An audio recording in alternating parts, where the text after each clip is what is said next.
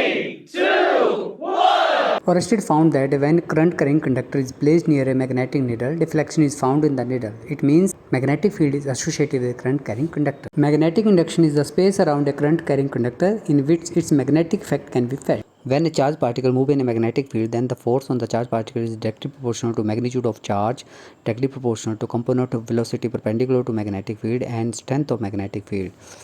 F is equal to QVV sin theta. In special case, we find that when charge is at rest, then no force act on it. When charged particle move parallel to magnetic field, then also no force act on it. Force is maximum when charged particle move perpendicular to magnetic field. Fleming left hand rule and right hand palm rule are used to find the direction of force on the charged particle. From the formula of the force, we define magnetic induction. It is the force experienced by unit charge moving with unit velocity perpendicular to magnetic field. Magnetic induction has 3 units: Tesla, Weber per meter square and Gauss. The total force on a charged particle in a region where there are both electric and magnetic field is known as Lorentz force, and it is simply the sum of electric force and magnetic force on the charged particle. When a charged particle moves in an uniform electric field, then its path is parabolic. It can be proved by using equation of motion along x-axis and y-axis.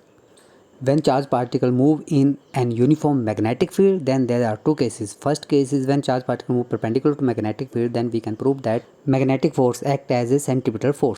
It makes the charged particle move in a circular path. We find the radius of the path, angular speed, time period and kinetic energy of the particle. In second case, when charged particle move at some angle with magnetic field, then magnetic field make the charged particle move in a spiral path. By resolving the velocity into two components, v cos theta move it in vertical path and v sin theta move it in circular path. We find time period and radius again.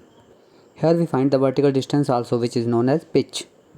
Biot and Swart law is used to find the magnetic field due to current carrying element. It states that the magnetic field is directly proportional to current, directly proportional to length of the element, directly proportional to sine of the angle between the current and the distance.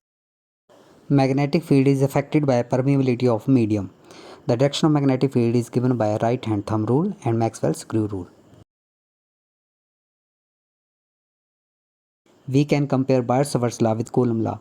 Biot-Savart's law is used in magnetism, whereas Coulomb law is used in electrostatics. The main difference is that electrostatic force increases the velocity and therefore the energy of the particle, whereas the magnetic field only makes the charged particle move in a circular path. It does not increase the velocity. By comparing the two forces, we find that C is equal to 1 upon mu naught epsilon naught under the root. Biot-Savart's law is used to find the magnetic field due to current carrying element. Only the dV sin theta component contribute to total magnetic field.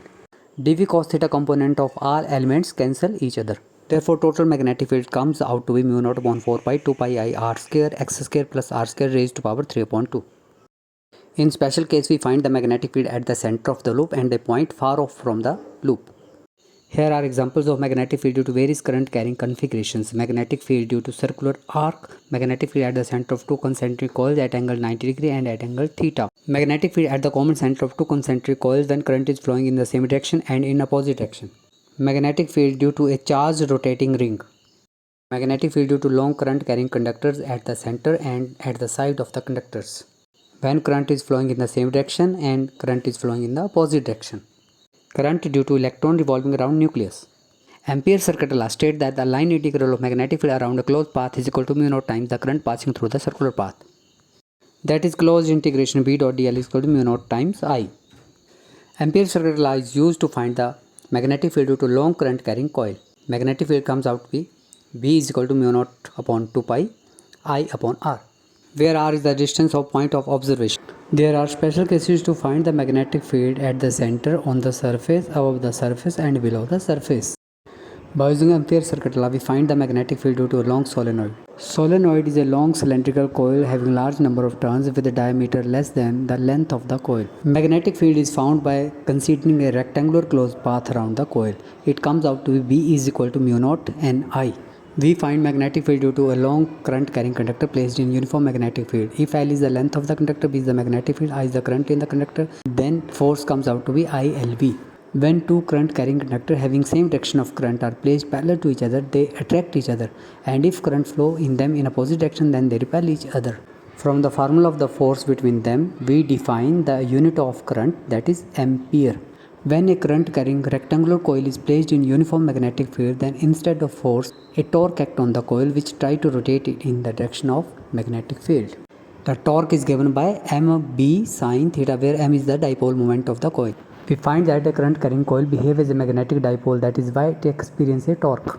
This property of the current carrying coil, that is it experiences a torque, is used to find current in the circuit, and it is named as galvanometer. The value of the current only depends upon deflection in the coil. By making small changes, we can convert the galvanometer into an ammeter, which is used to detect the current by decreasing the resistance of the galvanometer using shunt. Small resistance called shunt is connected parallel to galvanometer, and it is converted into an ammeter. By increasing the resistance of the galvanometer, we can convert into a voltmeter, that is a device used to measure potential difference. Ammeter is connected in series with the circuit, and voltmeter is always connected in parallel with the circuit, because in parallel voltage remains same and in series current remains same. There are some numericals based on these topics. Dear students, अगर आपको इस तरह notes की form में पढ़ाई अच्छी लगी तो मेरे को कमेंट बॉक्स में ज़रूर बताएं, ताकि मैं आपकी सुविधा के लिए और वीडियो बना सकूं। धन्यवाद।